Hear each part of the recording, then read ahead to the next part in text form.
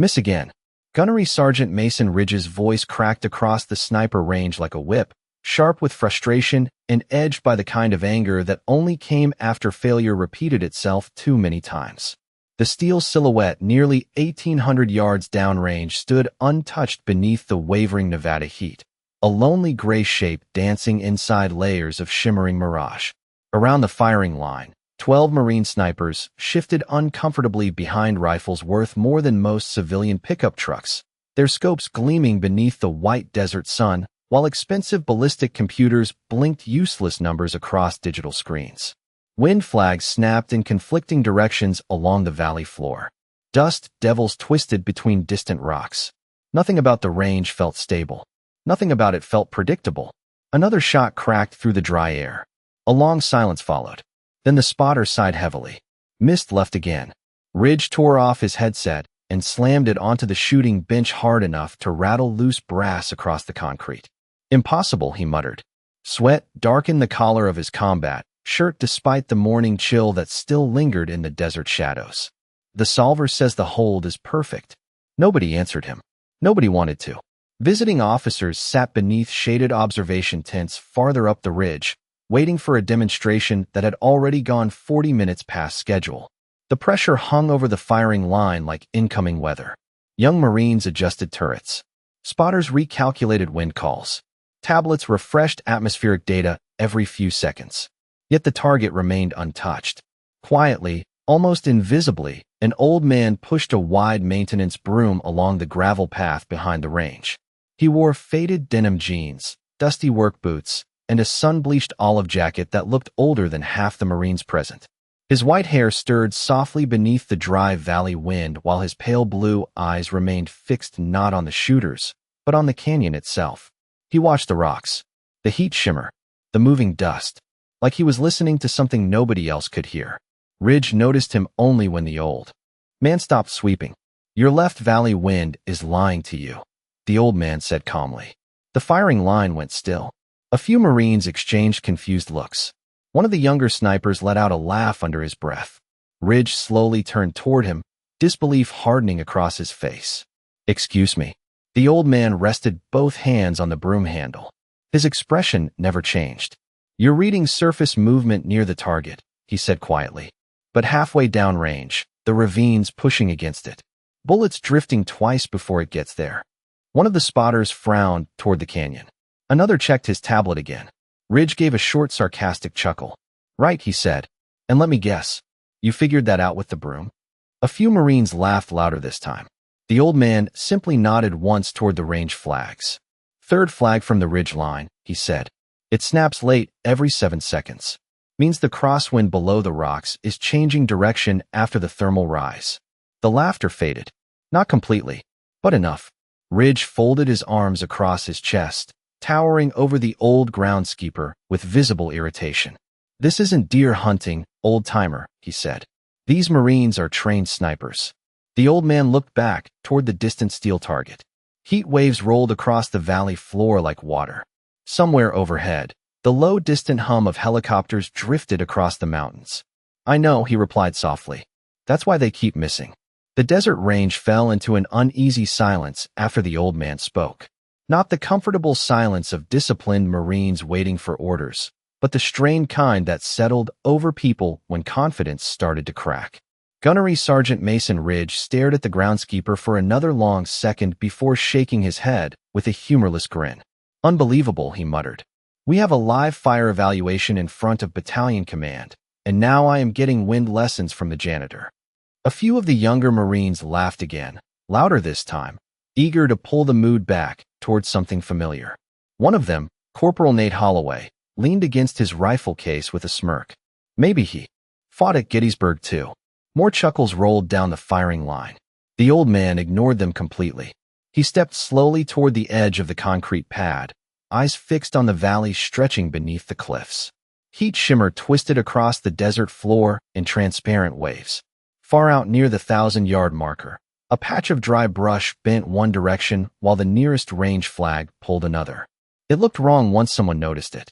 Lance Corporal Tyler Quinn noticed it immediately. He lowered his spotting scope slightly, confusion tightening across his face. Actually, Tyler hesitated.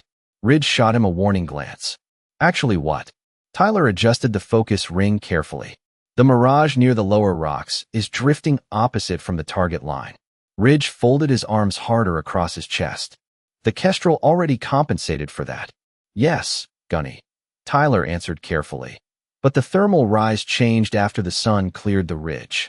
Ridge exhaled sharply through his nose. The last thing he needed was uncertainty spreading through the team. You want to trust a groundskeeper over Marine Corps ballistic software? Tyler immediately looked back down at his scope. No, Gunny. The old man spoke again without turning around. Software reads data, he said quietly. Experience reads terrain. Ridge laughed once, but there was less confidence in it now. And what experience would that be? The old man finally looked back at him. Calm blue eyes. No anger. No challenge. Just a stillness that somehow made the younger Marines more uncomfortable than yelling would have. Long time ago, he replied. The answer irritated Ridge even more. He stepped closer now, boots grinding against loose gravel. You know what your problem is? He asked. Men like you think old stories matter more than modern training. The old man said nothing. Ridge gestured toward the rifles lined across the benches. These Marines trained with the best instructors in the country. Advanced optics. Real-time atmospheric corrections. Laser-verified distance. You are looking at the future of long-range shooting. A faint breeze moved through the valley below. Somewhere far overhead, the distant growl of jet engines rolled across the pale blue sky.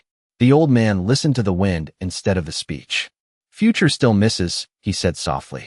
Several Marines looked away to hide their reactions. Ridge felt it immediately. The shift. Tiny, but dangerous. Confidence slipping sideways. Respect beginning where mockery had been. He could not allow that. Fine, Ridge snapped. You think you understand the range better than my team? The old man remained silent. Ridge pointed toward the steel silhouette nearly a mile away. Tell me exactly what the shot needs then. The old man studied the valley for several seconds before answering. 3/4 minute adjustment right. Half-minute low after 1,400 yards. Hold for delayed crosswind near the ravine. Tyler blinked hard and checked the ballistic tablet again. His stomach tightened. The correction was almost identical to the manual calculations he had quietly started building after the old man spoke. Ridge noticed the expression immediately. Do not tell me you are buying into this nonsense. Tyler swallowed carefully. No, Gunny.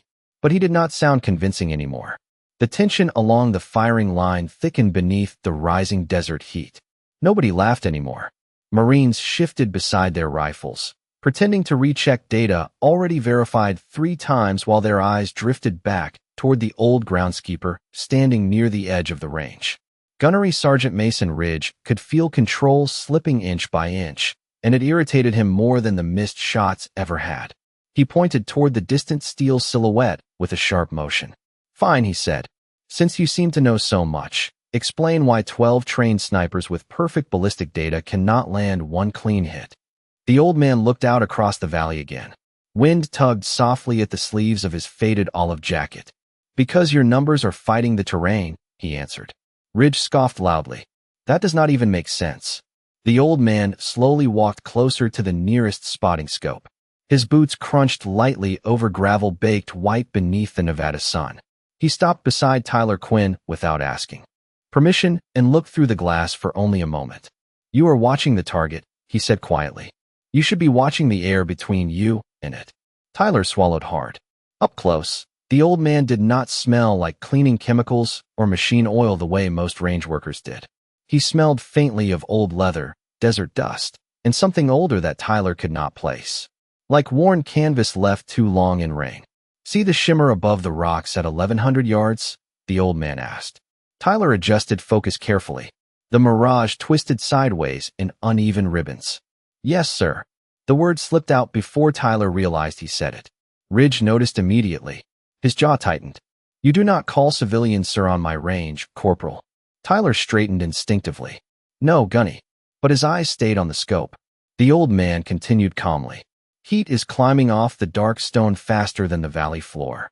Bullet rises slightly through the thermal, then drops hard once it clears the ridge shadow. One of the Marines nearby frowned. That little difference cannot push a 7.62 round that far off target. The old man glanced toward him. At 1,800 yards, Half an inch becomes 6 feet. Silence settled again. Somewhere behind the observation tents, a generator hummed steadily beneath the distant chop of helicopter rotors. Ridge crossed his arms tighter. And I suppose your magic eyes can calculate all that better than a military-grade ballistic computer. The old man finally looked directly at him. Calm. Unmoved. Computers calculate conditions, he said. Marines survive instincts.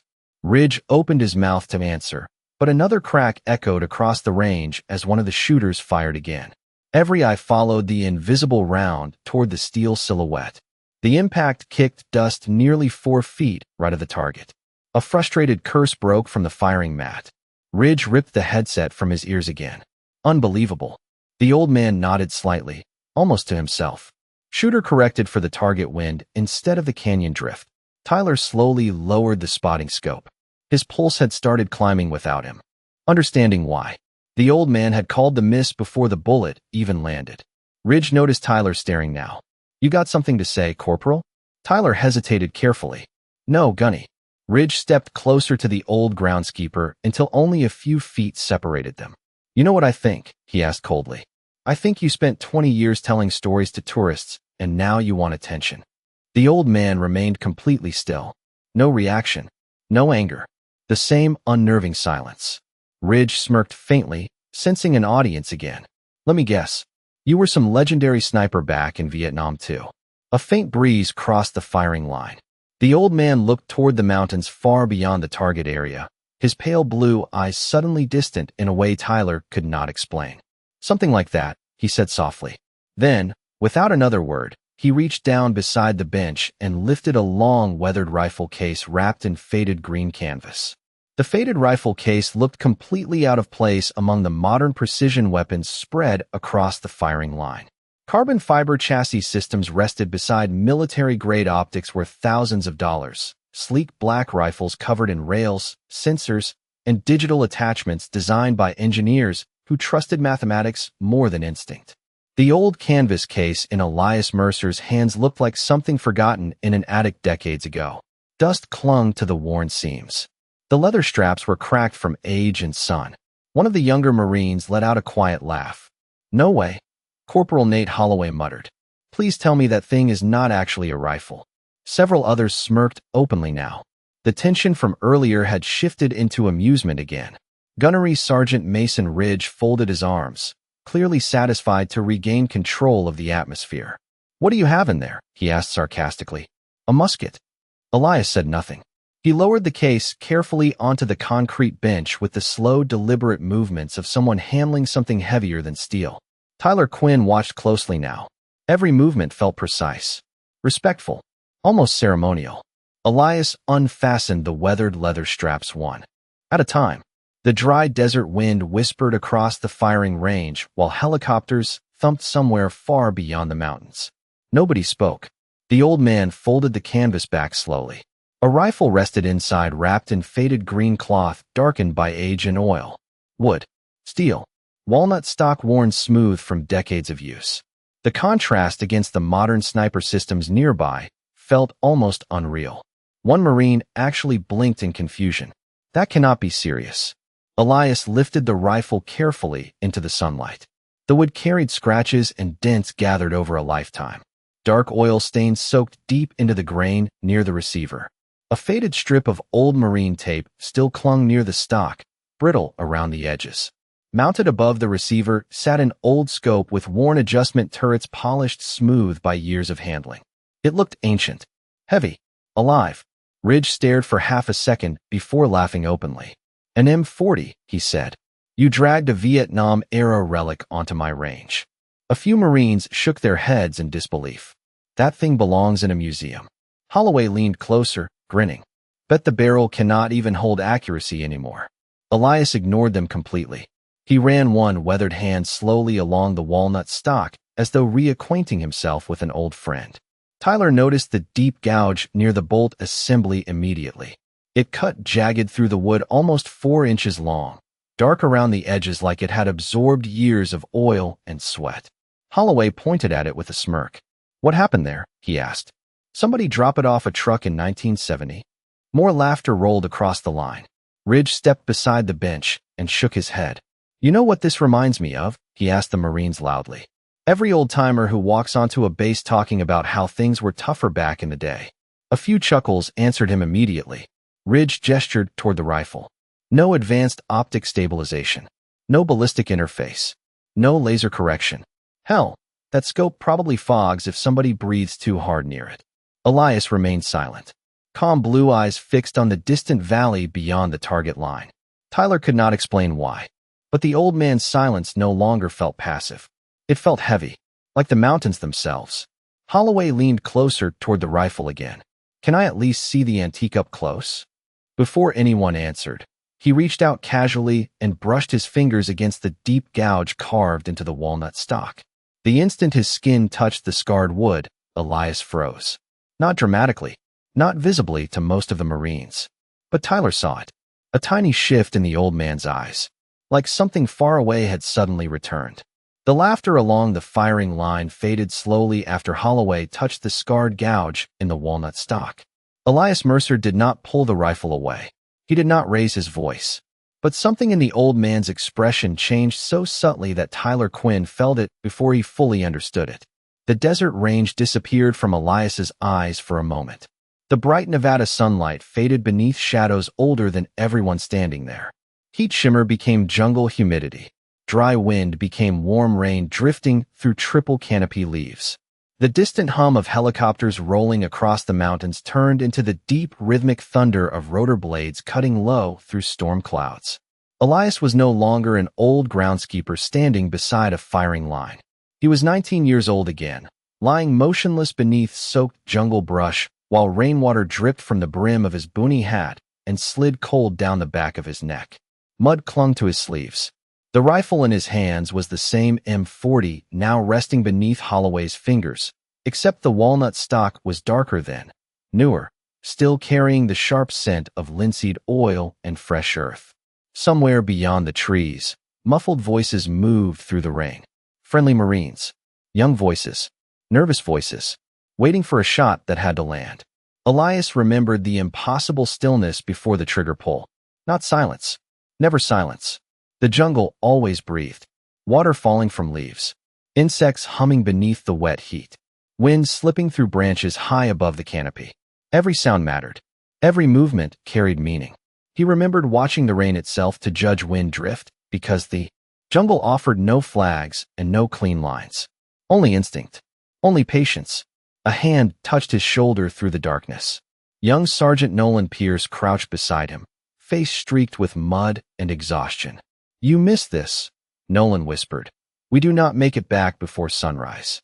Elias remembered saying nothing. He had already been lying in that flooded hide for nearly 9 hours without moving more than an inch. Leeches clung to his sleeves. Water soaked through his uniform.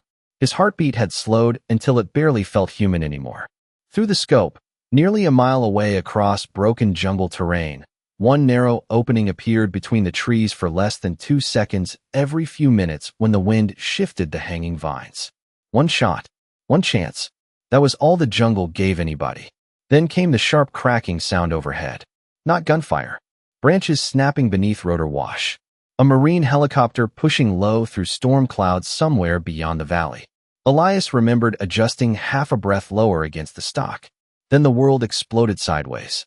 A mortar round struck somewhere behind the hide, close enough to slam dirt and shattered wood across the jungle floor.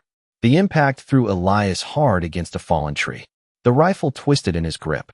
Sharp metal tore across the walnut stock near the bolt assembly, carving the deep gouge now resting beneath Holloway's fingertips decades later. Nolan shouted something through the ringing in Elias's ears, but the jungle swallowed the words beneath rain and rotor thunder. Elias steadied the rifle anyway. The target window opened between the vines. One heartbeat, one breath, one squeeze of the trigger. The suppressed crack disappeared beneath the storm almost instantly. Then silence. Not peace. Just release. Nolan exhaled beside him with the sound of a man suddenly remembering how to breathe. "You got him," he whispered. Elias never answered. He only lowered the rifle slightly, while rainwater slid across the fresh scar in the walnut stock. The memory vanished as quickly as it came. Nevada sunlight flooded back across the firing line. Dry heat. Dust. Marines. Helicopters far away over the mountains. Holloway slowly pulled his hand away from the gouge without understanding why his smile had disappeared. Nobody spoke for several long seconds after Holloway stepped back from the rifle. Even the desert wind seemed quieter now, slipping softly through the range flags stretched along the valley floor. Gunnery Sergeant Mason Ridge noticed the mood immediately. Marines who had laughed minutes earlier now avoided looking directly at Elias Mercer. The old man simply rested one hand against the worn walnut stock, calm as stone beneath the blazing Nevada sun. Ridge cleared his throat sharply, forcing authority back into the silence. Enough of the ghost stories, he snapped. We still have a demonstration to finish. The Marines straightened instinctively. Orders brought structure. Structure brought comfort. But Tyler Quinn could still feel something unsettled moving through the firing line. He lowered himself behind his spotting scope again, trying to focus on the distant target, yet his eyes kept drifting toward the old rifle resting across the bench. The gouge near the bolt no longer looked like random damage. It looked earned. Tyler adjusted the focus ring slowly. Heat shimmer rolled across the valley in liquid waves. The farther he stared, the more the range itself seemed different now, alive somehow. He remembered the old man saying the bullet flew through 3 winds instead of 1. Earlier that sounded impossible. Now he could actually see it. Tiny shifts. Mirage bending differently near the rocks. Dust moving one direction at 800 yards while dry brush beyond the ravine leaned another. How did I miss that? Tyler whispered under his breath. Because you were trained to trust the screen first. Tyler nearly jumped. Elias stood beside him again without making a sound. The old man looked through the spotting scope for only a second before stepping back. Terrain always talks, Elias said quietly. Most people are too busy calculating to listen. Tyler swallowed carefully. Up close, the old Marine's face carried thousands of fine lines carved by age, weather, and years spent outdoors, but his eyes remained impossibly sharp. Not the eyes of a tired old groundskeeper. Eyes that watched everything. Tyler hesitated before speaking again. You really used this rifle in combat? Ridge overheard immediately and laughed harshly. Do not encourage him, Corporal. But Elias answered anyway. Long time ago. Tyler looked back at the rifle case still lying open on the bench. Something about it pulled at him now. A feeling half memory, half instinct. Then his eyes caught something almost hidden beneath the folded cloth lining the case. Faded lettering stamped deep into old green canvas. He leaned closer. Most of the letters had worn away with age, but one line remained barely visible beneath years of dust and oil. Range Instructor Unit. Tyler frowned. Underneath it sat another marking almost completely faded out. Raven 1. His pulse kicked once inside his chest. The name stirred something distant in his memory. Not from training manuals. From stories. Old stories whispered by senior instructors during late nights at the armory. Stories about Vietnam-era shooters who could read crosswinds without instruments. Marines who disappeared into terrain like ghosts. Tyler looked up slowly toward Elias. The old man had already turned back toward the valley. Calm. Silent. Watching the wind again. Ridge continued barking orders farther down the firing line, while another sniper prepared for a shot nobody believed would land anymore. Tyler barely heard him. His attention stayed fixed on the faded words inside the rifle case. Raven 1. The name felt wrong sitting beside an old maintenance broom and a faded jacket. Too heavy. Too important. Tyler slowly reached into his cargo pocket and pulled out his phone, shielding it low beside the spotting table where Ridge could not see. His thumb hovered uncertainly over the screen before typing 2 simple words into the base archive search. Raven 1. The loading circle spun for 2 seconds. Then Tyler's stomach tightened. Access restricted. Authorization required. He stared at the warning message while dry wind hissed softly across the valley floor. Somewhere beyond the mountains, helicopter rotors echoed faintly through the heat. Tyler Quinn stared at the warning message on his phone while the desert wind hissed softly across the firing line. Access restricted. Authorization required. His pulse climbed another notch. Base archives did not lock ordinary maintenance workers behind classified access barriers. Slowly, carefully, Tyler glanced back toward Elias Mercer. The old man stood exactly where he had been moments earlier, one weathered hand resting lightly on the worn walnut stock of the M40, while his pale blue eyes studied the valley beyond the targets. calm, silent, completely disconnected from the growing tension surrounding him. Gunnery Sergeant Mason Ridge paced behind the firing mats with mounting frustration. "Reset positions," he barked. "We are running the drill again." Another sniper settled behind a rifle. Spotters adjusted optics. Tablets refreshed atmospheric data once more. Yet nobody seemed fully focused anymore. Marines kept stealing glances toward the old groundskeeper and the scarred rifle beside him.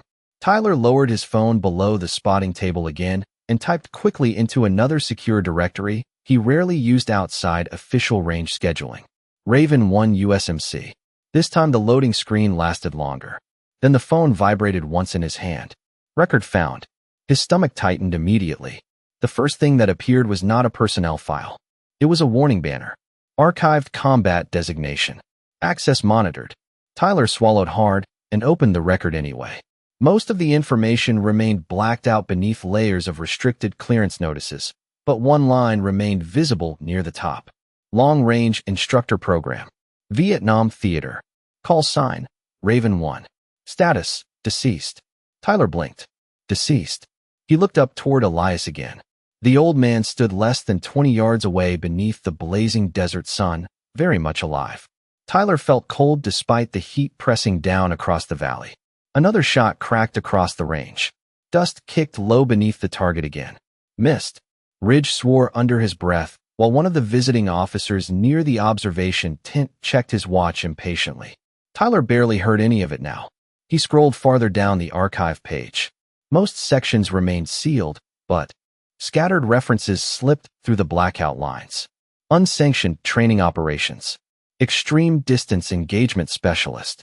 Consulted during early scout sniper doctrine development. Tyler's heartbeat thudded hard in his ears. He remembered stories from old instructors at Camp Pendleton years ago. Stories they told late at night, when younger Marines thought the old generation was exaggerating. Stories about one Vietnam-era shooter who could estimate wind drift without instruments better than computers could with data. A ghost on mountain ridges. A man who vanished from official records sometime in the 1970s after classified operations nobody discussed openly. Raven 1. Tyler looked back toward Elias Mercer slowly. The old man noticed him watching, but said nothing. Those pale eyes held no challenge in them. Only patience. As if he already knew exactly what Tyler had found. Corporal Quinn. Ridge's sharp voice snapped across the line. Tyler nearly dropped the phone. "You planning on spotting today or writing a novel?" "Yes, Gunny." Tyler shoved the phone back into his pocket immediately. Ridge walked closer now, still irritated from the failed shots and growing disorder. "Get your head back in the game." Tyler nodded quickly, but his attention drifted again when he noticed something else. Elias had quietly begun preparing the old M40. No dramatic movements. No performance. He checked the bolt slowly, adjusted the faded sling, wiped a speck of dust from the scope, lens using the edge of his sleeve. Every movement looked practiced beyond thought itself. Natural. Automatic. Like muscle memory carved over decades. Tyler felt the uneasy certainty settle fully into place now. The old stories had not been stories at all. They had been warnings. Far above the range, the distant thunder of approaching helicopters rolled faintly through the mountains. Elias Mercer lifted his eyes toward the sound for only a moment before returning his attention to the wind. The low thunder of helicopters grew louder over the mountains while heat shimmer rolled across the valley floor like transparent waves. Marines along the firing line looked up instinctively toward the sound before returning their attention to Gunnery Sergeant Mason Ridge, who was rapidly losing patience. The visiting officers near the observation tent were no longer hiding their frustration. One colonel stood with his hands on his hips beside a folding table covered in untouched briefing papers, while another checked the time again beneath dark sunglasses. The range demonstration had become an embarrassment. Ridge turned sharply toward the shooters. "Last attempt," he barked. "Then we shut this down." Another Marine settled behind a precision rifle. Spotters adjusted optics. Digital ballistic systems refreshed environmental data one more time. Tyler Quinn barely watched any of it now. His attention stayed fixed on Elias Mercer, standing quietly beside the old M40. Raven 1. The name echoed through Tyler's head harder with every passing minute. The Marine on the firing mat exhaled slowly and squeezed the trigger. The rifle cracked. Everyone tracked the shot downrange. The round missed wide again, kicking dust several feet beyond the steel silhouette. A heavy silence settled across the range immediately afterward. Ridge ripped off his headset in disgust. That is impossible.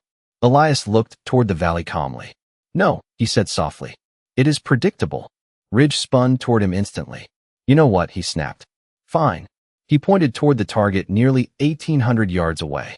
You think you understand this range better than my Marines? Show us. Several Marines exchanged uneasy glances. Holloway smirked nervously. This should be good. Tyler felt his pulse spike. Elias remained completely still for several seconds. Wind whispered through the faded sling hanging from the old rifle. Somewhere overhead, helicopter rotors echoed louder now, circling closer to the base. Finally, Elias stepped toward the firing line. No swagger, no dramatic speech, just quiet movement. He lowered himself carefully onto the concrete firing pad, old joints moving slower than they once had but with absolute certainty. Marines instinctively stepped aside without realizing they were doing it. Elias settled behind the M40 and rested the worn walnut stock against his shoulder. The ancient rifle looked impossibly small beside the modern precision systems surrounding it. Ridge crossed his arms tightly. You do realize that target is nearly a mile away. Elias adjusted the faded sling once around his arm. Not quite, he answered calmly. 1,783 yards. Tyler's stomach tightened again. That was the exact measured range listed in the digital firing data. Elias had never looked at the screen. The old Marine closed one eye briefly while studying the valley through the worn scope. His breathing slowed almost immediately. Not forced. Natural. Like someone slipping into a familiar place after years away. The firing line grew quieter with every passing second. Even the Marines who mocked him earlier had stopped moving now. Elias watched the terrain instead of the target. The mirage above the rocks. The shifting brush near the ravine. The tiny movements hidden inside the heat. Wind changing, he murmured softly. Tyler looked downrange through the spotting scope and saw it happen exactly when Elias said it would. The third range flag snapped late. Mirage drift shifted slightly right. Elias waited. Patient. Motionless. Helicopter thunder rolled closer overhead, but the old Marine never looked away from the valley. Then the wind settled for half a heartbeat. Elias exhaled slowly and squeezed the trigger.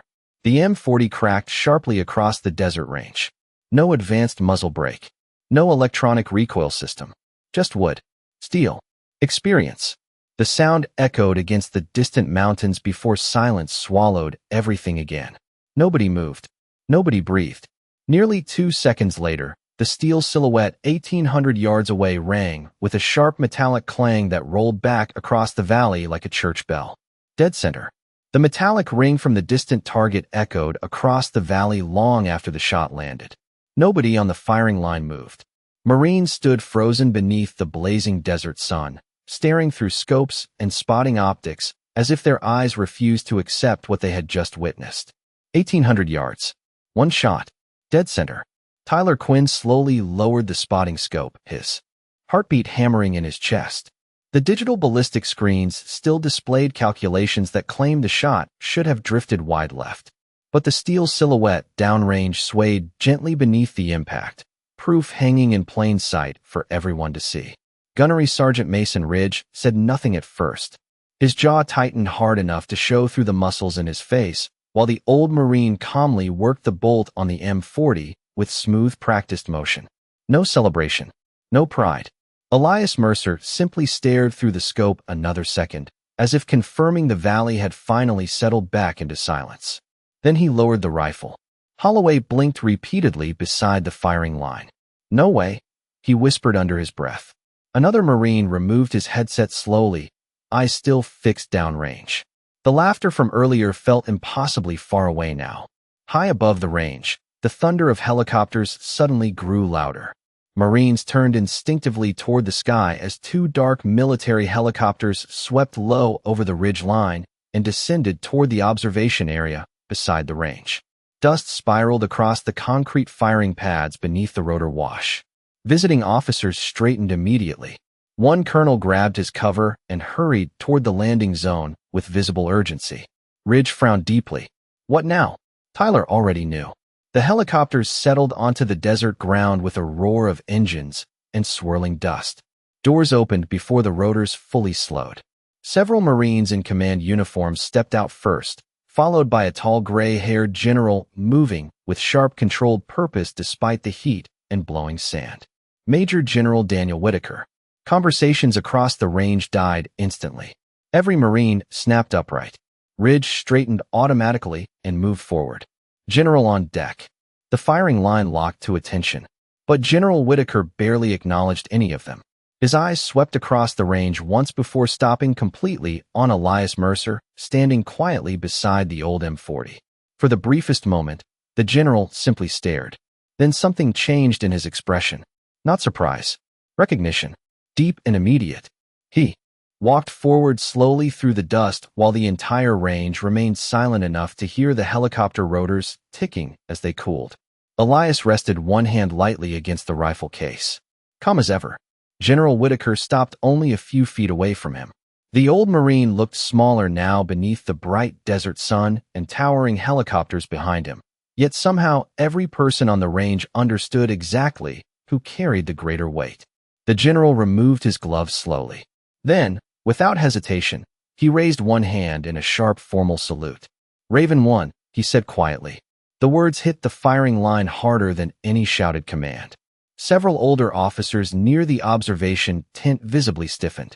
One captain looked genuinely pale. Tyler felt chills crawl down his arms despite the desert heat. Gunnery Sergeant Mason Ridge stood motionless beside the firing line, all color drained from his face. Elias returned the salute slowly. Nothing dramatic. Just simple respect between two Marines separated by decades. General Whitaker lowered his hand carefully and looked toward the stunned sniper teams nearby. "That rifle," he said calmly, "helped build the long-range doctrine every one of you studies today." Silence swallowed the range completely. No jokes. No whispers. Only rotor wash moving dust across concrete and the distant clinking of the steel target still swaying nearly a mile away. Elias Mercer closed the worn canvas rifle case with gentle, deliberate movements. Then he picked up the old maintenance broom resting beside the bench as though nothing unusual had happened at all.